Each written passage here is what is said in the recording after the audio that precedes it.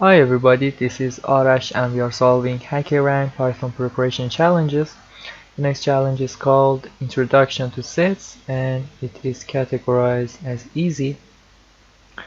Our task is very simple.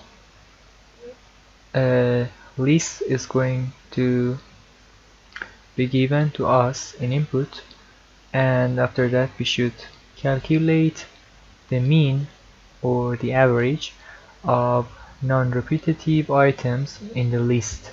It means first of all we should convert it to a set, and after that calculate the average. Alright, this is the main part. I should complete the average function. I'm going to convert the array to a set. So my set is equal to set of array, and then I'm going to calculate the mean. It means the average of these items. There's a function in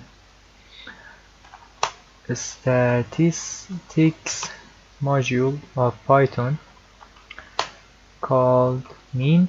It's a built-in function to calculate the average. I'm going to simply return the mean of my set. Alright, let's run the code. This is correct for the first test case. Let's submit the code. It's correct for all of them. Alright guys, this was Arash. Thank you for watching my video. See you next time.